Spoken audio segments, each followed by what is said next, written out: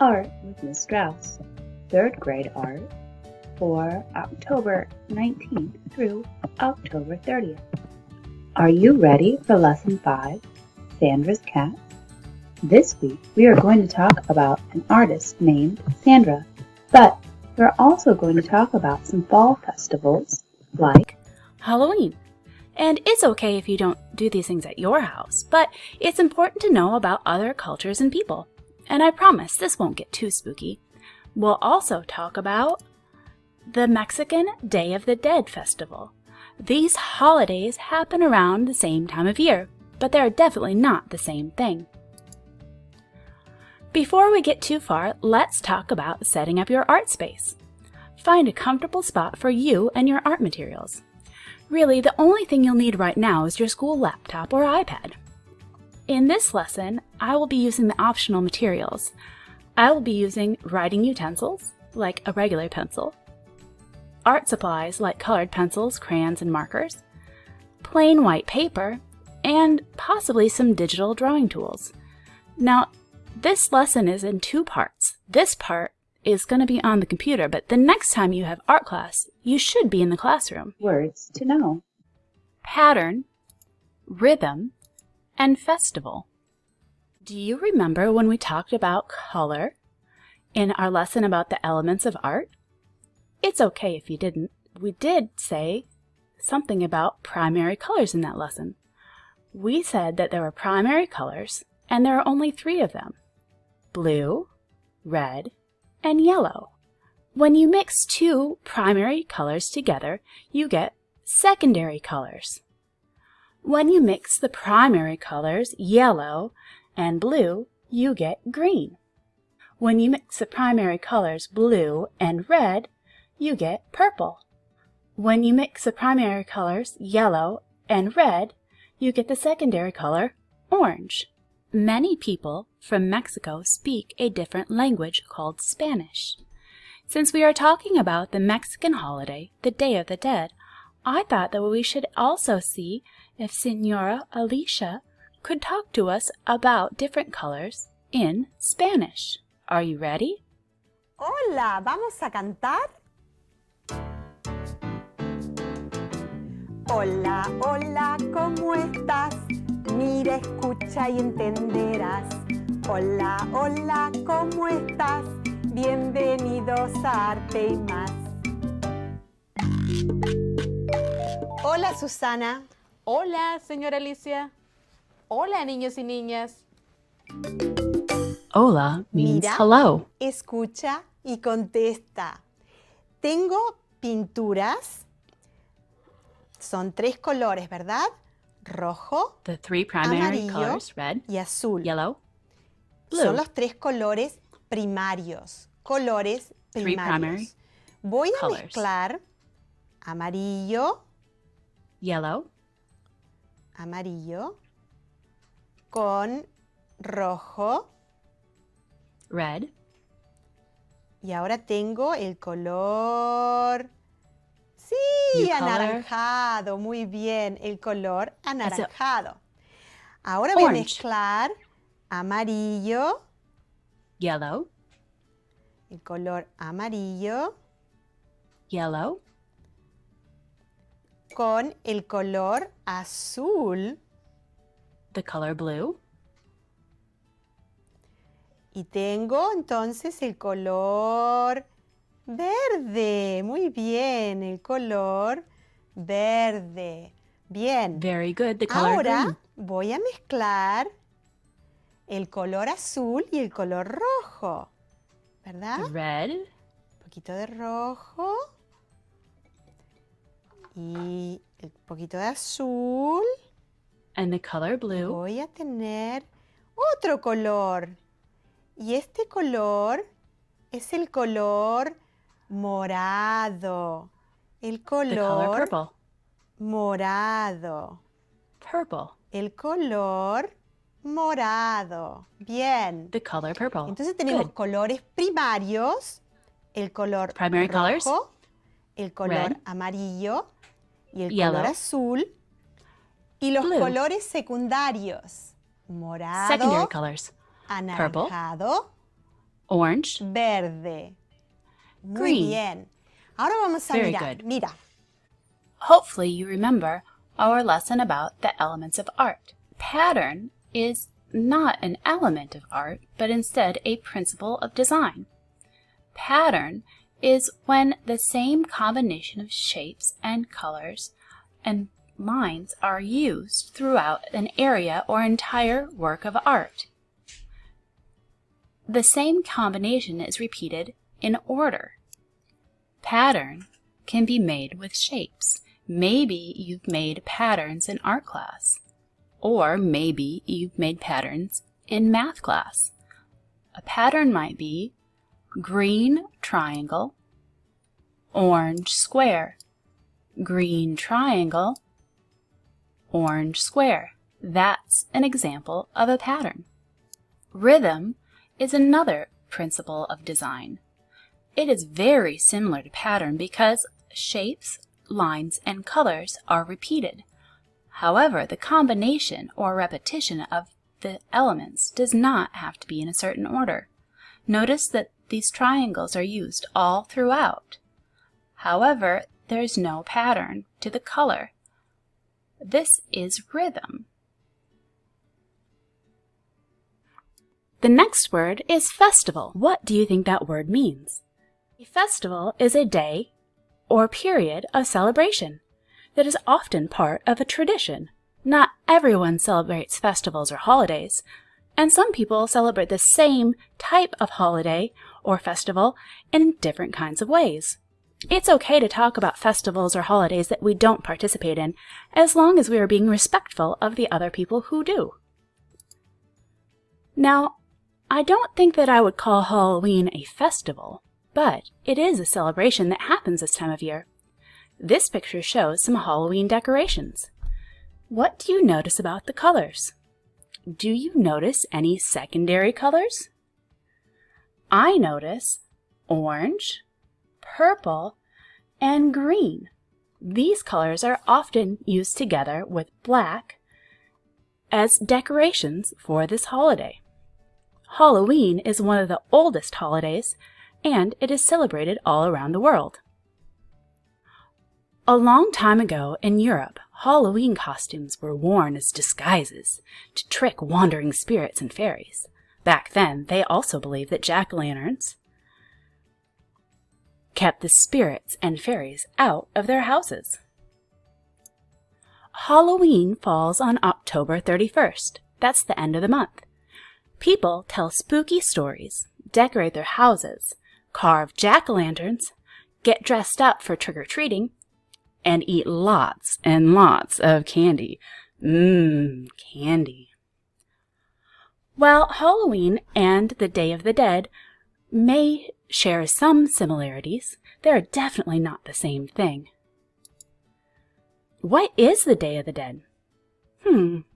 Let's find out more. Se quiere a la buena, porque es peligroso querer a la mala. Today, I'm celebrating Día de los Muertos. That's Spanish for the Day of the Dead. It is a Mexican holiday where people remember family members and friends who have died. It is celebrated on November 1st and 2nd. Even though you might see a lot of skulls and skeletons, Día de los Muertos is not meant to be scary. It is a happy celebration. During Día de los Muertos, families build and decorate beautiful altars called ofrendas. Decorations include pictures of loved ones, water, flowers, foods, and candles. Sugar skulls are made and decorated during the holiday. The sugar skulls can also be eaten. Yum! These people are making papel picados. They're decorations made out of paper and cut into designs. Look at the dancers. They have their faces painted like skeletons. Listen to the happy music. The dancers are wearing colorful dresses.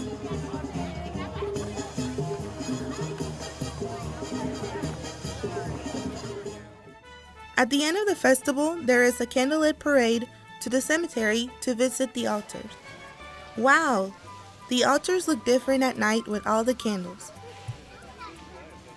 It is nice to remember our friends and family even when they're no longer with us. Do you celebrate any holidays? Which holidays do you spend with friends and family?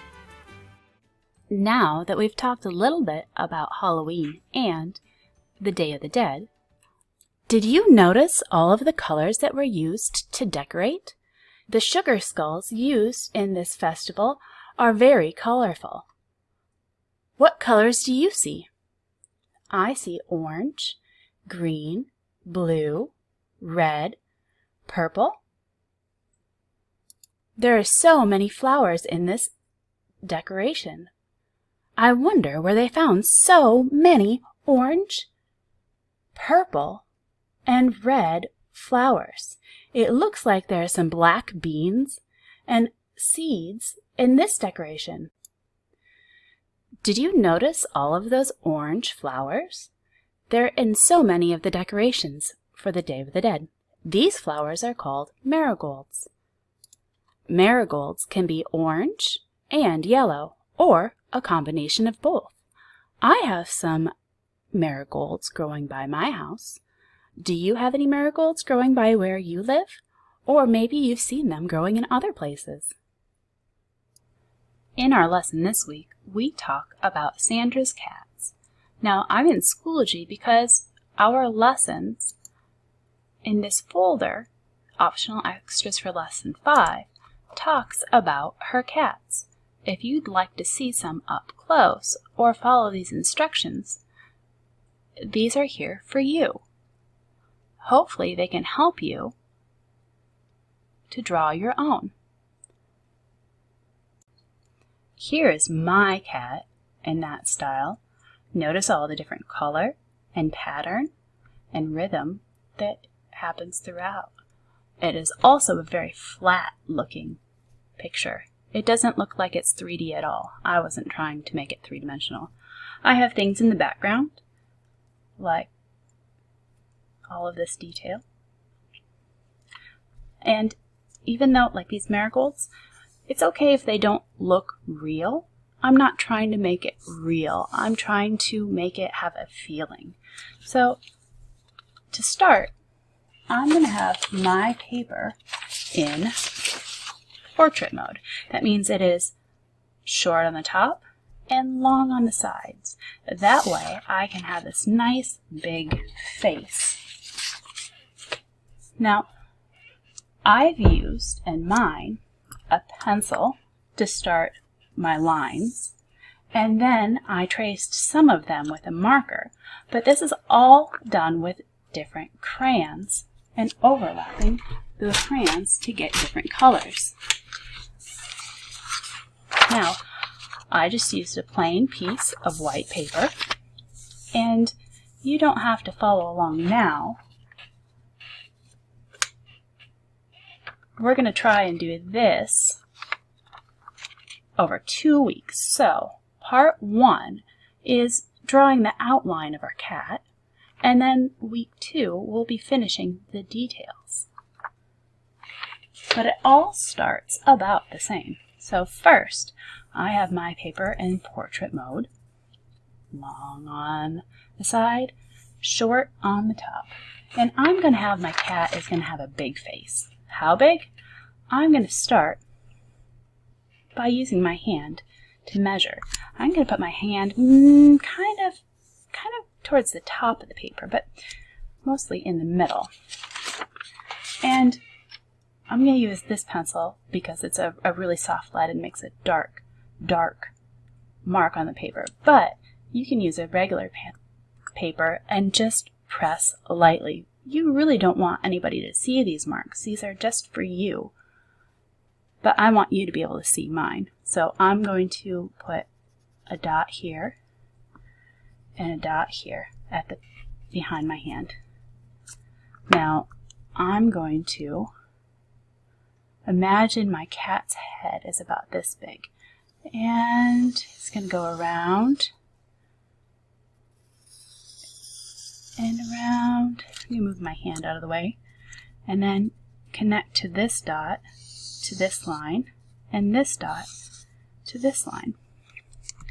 Now the things that my cat has. My cat is going to have, let's see this one here. My cat has eyes. I'm going to make them big eyes. One big eye. Two big eyes. My cat has a cat nose. Cat noses are kind of like triangle shapes.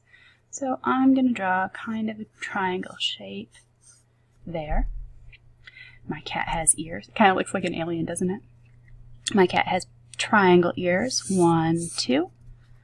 And another triangle ear over here. 1, 2. My cat has a mouth. Now some of these, of the drawings, if you look them up, they have people mouths. And it's okay if you draw a person mouth or a cat mouth. I'm going to draw a cat mouth this time. It's going to be like a backwards J, and then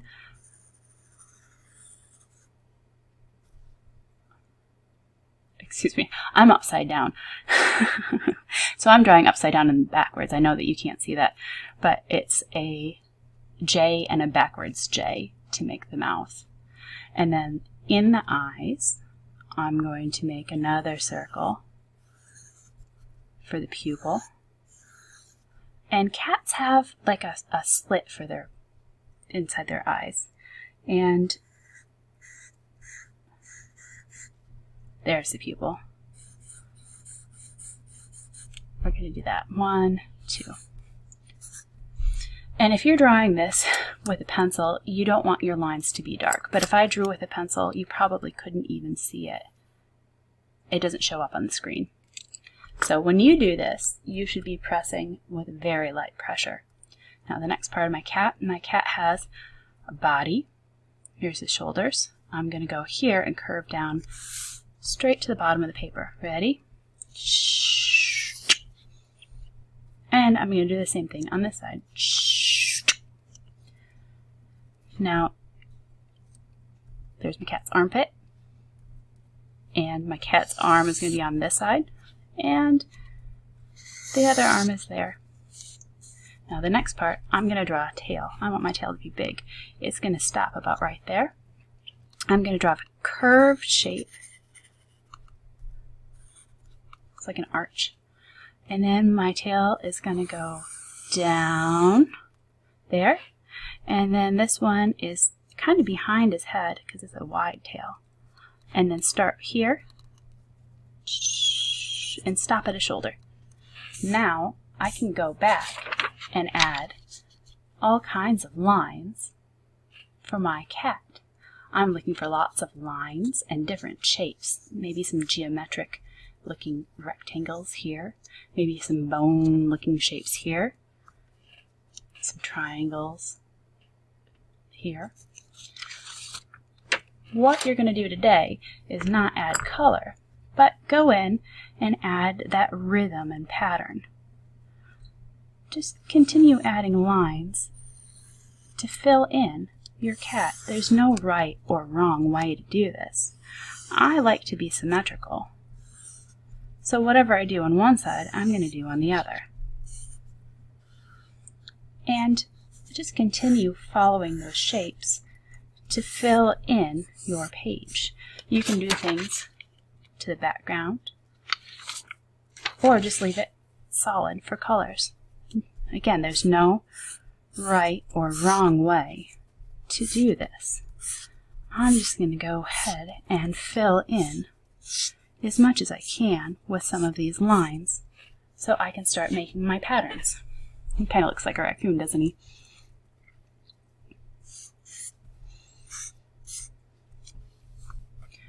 Now I'm going to switch this and show you the full process of coloring this in, and it took me so long. Even though it is in fast motion, it took me over an hour to get all the color in. I only used marker, this one right here actually, and regular crayons, and a piece of paper towel to rub and smooth the crayon when I was done.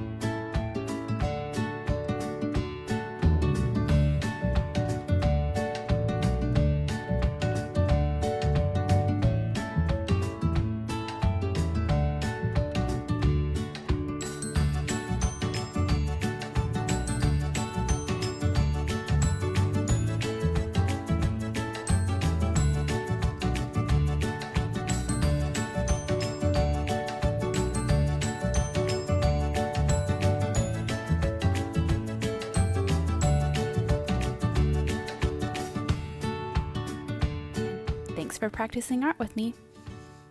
Goodbye.